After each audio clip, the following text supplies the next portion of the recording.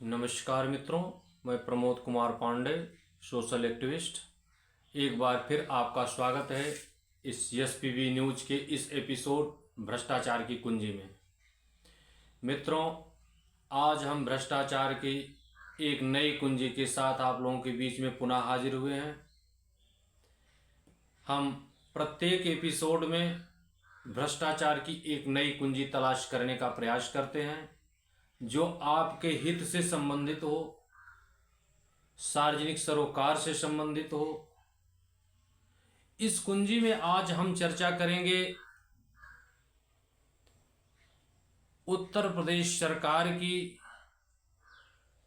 बहुत ही सराहनीय और महत्वाकांक्षी योजना ऑनलाइन शिकायत निवारण प्रणाली की। बहुत ही ईमानदारी से जनता तक त्वरित न्याय पहुंचाने और अधिकारियों द्वारा लगाई गई रिपोर्ट को शिकायतकर्ता तक पहुंचाने का बहुत ही सरल, सुगम और आसान मार्ग तलाशते हुए सरकार ने भ्रष्टाचार पर नियंत्रण करने और त्वरित निस्तारण करने के उद्देश्य से ऑनलाइन शिकायत प्रणाली को विकसित किया। लेकिन अफसरशाही ने उसकी भी काट निकाल लिया। सरकार कितनों बढ़िया योजना बना करके जनता के हित को साधने का प्रयास करे, लेकिन भ्रष्टाचार करने वाले अफसरशाही उसकी नई एक तकनीकी निकाल लेते हैं, क्योंकि उनका सारा ध्यान जनता के हित नहीं बल्कि भ्रष्टाचार को संरक्षण करने पे ही ध्यान एकाग्र होता है। पहले अधिकारियों तक शिकायतें की जाती थी, उसमें संबंधित कर्मचारी अधीनस्थ क्या रिपोर्ट लगाते थे इसकी जानकारी आम व्यक्ति को नहीं हो पाती थी। आरटीआई आया, जन सूचना अधिकार अधिनियम 2005, उसके तहत फिर सूचनाएं मांगी जाती थी, कुछ में तो 30 दिन में मिल जाते थे, फिर अपील की जाती, 45 दिन और इंतजार करें, यानी कि 75 दिन। फिर भी अगर सूचनाएं नहीं मिलती थी तो फिर आयोग में अपील करिए, तृतीय अपील में साल 6 महीने समय बीत जाते थे। ऐसे में न्याय की संभावना न के बराबर थी। और 2005 से पहले तो बहुत ही विषम समस्या थी इस विषय में कि हमारी शिकायत पर क्या रिपोर्ट लगी इसकी जानकारी भी हमें नहीं। सरकार ने प्रयास चालू रखा। पहले तहसील दिवस, उसकी ऑनलाइन फिटिंग होना शुरू हुआ, उससे कुछ शिकायतें, जानकारी आम पब्लिक तक पहुंच जाती थी, लेकिन फिर भी 10 से 5% तक लोगों को ही जानकारी मिल पाती थी। सरकार ने त्वरित निस्तारण के लिए ऑनलाइन शिकायत प्रणाली को विकसित किया और इसमें सफल भी हुए। डिजिटल युग है, हर मोबाइल में एक ऐप लोड करने की सुविधा आम पब्लिक को भी जन सुनवाई ऐप की व्यवस्था हो गई।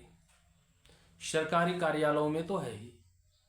सरकार ने इस महत्वाकांक्षी योजना और त्वरित और पारदर्शी न्याय के लिए व्यवस्था कर दिया। आप किसी भी अधिकारी, मुख्यमंत्री से लेकर के जिला अधिकारी कार्यालय तक, पुलिस अधीक्षक कार्यालय तक, कहीं भी आप अगर शिकायत करेंगे तो उसका ऑनलाइन फिटिंग होगा, उसका स्टेटस आप देख सकते हैं। और उस पर अगर आप संतुष्ट नहीं हैं तो आप उस पर आपत्ति भी लगा सकते हैं, फीडबैक भी दे सकते हैं कि अधिकारी द्वारा निस्तारण गलत किया गया, जो भी समस्याएं हैं। और रिपोर्ट लगाने के बाद जिस कार्यालय से रिपोर्ट प्रारंभ होती है उस कार्यालय से भी आपको फोन पर सूचित किया जाएगा कि आपकी शिकायत पर यह रिपोर्ट लगी है, आप संतुष्ट हैं कि नहीं। और उस पर उस अधिकारी को बाकायदा उस मोबाइल नंबर को जिससे उसने फोन किया, जिस नंबर पे संपर्क किया, कितने बजे संपर्क किया, ये सारी चीजों का विवरण देना होता है। इससे काफी हद तक समस्याओं का समाधान भी होना शुरू हुआ। लेकिन ये अफसरशाही के चलते ये सरकार की महत्वाकांक्षा योजनाएं भी लगभग निराश तो कर ही रही हैं, अगर पूर्णतः असफल नहीं हुई हैं। अब भी त्वरित न्याय में सहायक हैं, लेकिन भ्रष्टाचार की भेंट चढ़ी हैं। अधिकारी और कर्मचारी जो भ्रष्ट हैं, अपने भ्रष्टाचार को छुपाने के लिए उसमें भी अपना जुगाड़ लगा दिए हैं। उदाहरण के तौर पर कोई शिकायत मान लीजिए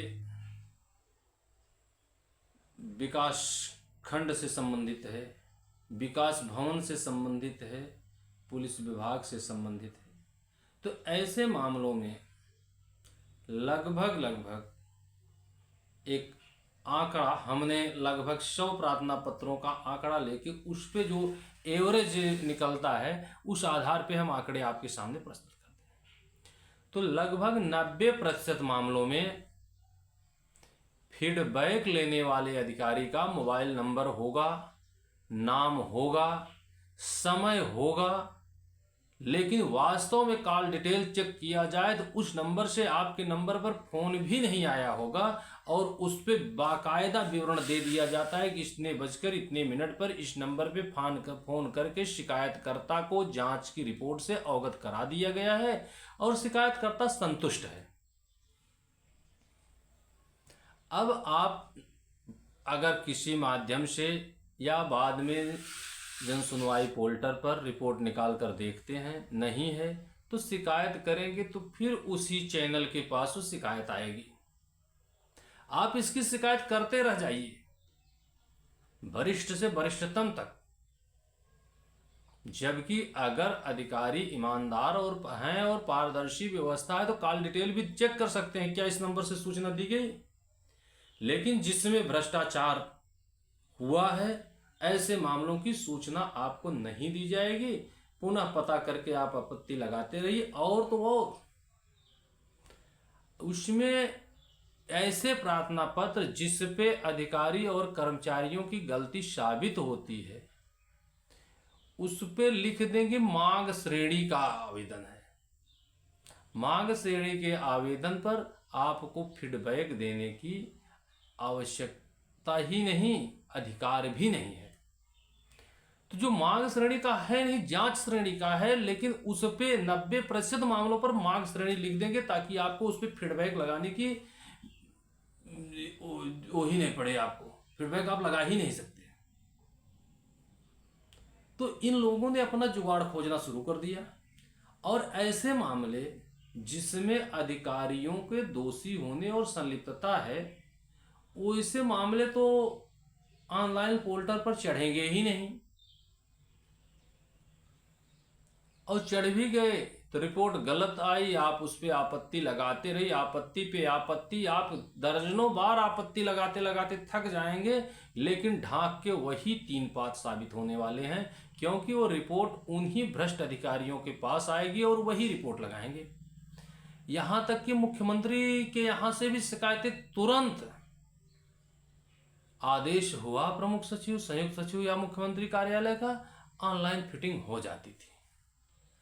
लेकिन अब ऐसी शिकायतें जिसमें अधिकारी फंस रहे हैं उस संबंधित विभाग ऑनलाइन फिटिंग करेगा ही नहीं। एक आध बार आप आपत्ति लगा देंगे, फिर ऑनलाइन फिटिंग होगा ना, आपको उसके भी रिजल्ट पता नहीं चल पाएंगे। और तो और आप उनकी इस कारनामे को आप कहीं भी शिकायत करते हैं, मजे की बात तो यह है कि आप उस पर ऑनलाइन रिपोर्टें अब ऐसी लग रही हैं जो आपके प्रार्थना पत्र से संबंधित है ही नहीं। आप प्रार्थना पत्र में क्या विषय वस्तु दिए हैं उस विषय की चर्चा ही नहीं करेंगे। आप मांग करेंगे कि अमुक जांच रिपोर्ट में भ्रष्टाचार साबित हुआ है, तो वे उस जांच रिपोर्ट का आप साक्ष्य के साथ प्रार्थना पत्र देंगे, उसकी चर्चा ही नहीं करेंगे और लिख देंगे मांग श्रेणी मांग किया गया है, मांग श्रेणी का है, प्रार्थी आवास की मांग कर रहा है, शौचालय की मांग कर रहा है या कुछ मांग कर रहा है, जबकि आपके प्रार्थना में ऐसा विषय नहीं होगा।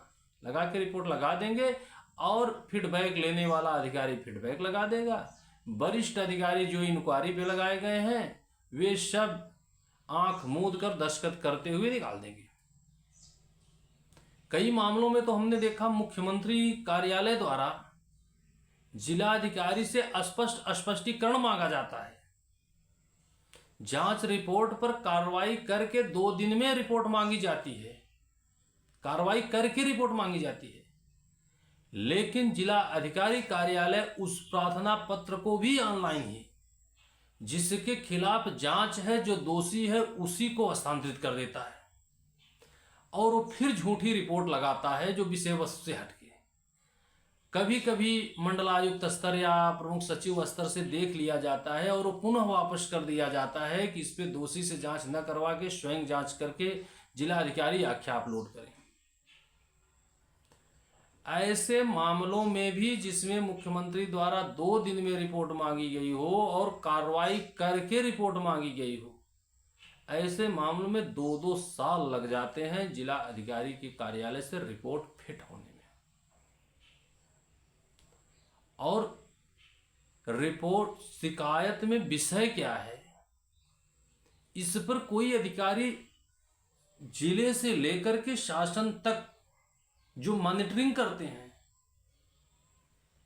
कई स्तर पे सरकार ने व्यवस्था कर रखी है मॉनिटरिंग करने की, लेकिन सब आंख मूंद के रिपोर्ट, नीचे से रिपोर्ट लग गई, क्या रिपोर्ट लगी इसको कोई पढ़ने की बात नहीं, रिपोर्ट लग जाती है। तो सरकार ने इतनी बढ़िया व्यवस्था बनाई कि जनता की त्वरित समस्या का निस्तारण हो। जो अधिकारी रिपोर्ट गलत लगाते हैं, लोग अपनी उस समस्या को उसके वरिष्ठ अधिकारी तक कह करके पुनः सही से जांच करवा सकें। लेकिन ये भ्रष्टाचारी अधिकारी सरकार की इस योजना पर भी पानी फेरते नजर आ रहे हैं। इस भ्रष्टाचार की कुंजी में यह स्पष्ट होता है कि सरकार द्वारा कितनों भी भ्रष्टाचार के नियंत्रण पर सख्त नियम बना दिए जाएं, लेकिन जब तक इन भ्रष्टाचारियों पर सख्ती से नियंत्रण नहीं होगा, ये उसकी काट जरूर खोज लेंगे। हमने पिछले एपिसोड में किस ढंग से प्राइवेट बाबुओं के द्वारा कार्य करवाए जा रहे हैं, किस ढंग से मनरेगा में 5-5 स्तर पे मॉनिटरिंग के बाद भी गलत भुगतान करने का जुगाड़ बना लिए हैं, और किस ढंग से विजिलेंस की टीम जब सक्रिय होती है तो उससे बचने का भी रास्ता ये अधिकारी निकाल लेते हैं। तो इन सब को भ्रष्टाचार की कुंजी में आज ये प्रमाणित होता है, हमारी जांच में, हमारी पड़ताल में साबित होता है कि भ्रष्टाचार की कुंजी इस अफसरशाही में ही है। जब तक यहाँ से अफसरशाही से भ्रष्टाचार नहीं निकाला जाएगा, आम जनता को राहत मिलने वाला नहीं है। कितनों बढ़िया योजना सरकार बना ले, ये अफसरशाही उसको जरूर से जरूर गलत साबित करेंगे और भ्रष्टाचारी को जारी रखेंगे। आज की इस एपिसोड में इतना ही। अगले एपिसोड में हम इन विषयों पर जांच रिपोर्टों और वरिष्ठों की रिपोर्टों के एविडेंस के साथ आपके बीच में फिर आएंगे। तब तक अगली स्टोरी को तुरंत जानने के लिए हमारे इस चैनल को, अगर आप नए हैं, अभी सब्सक्राइब नहीं किए हैं, तो इसको सब्सक्राइब करके और अपना कमेंट में भी ज़रूर लिखिएगा इस एपिसोड आपको कैसा लगा। इससे हमें आप एपिसोड को और अच्छे ढंग से आप तक पहुंचाने में मदद मिलेगी। तब तक के लिए जय हिंद, जय माँ भारत।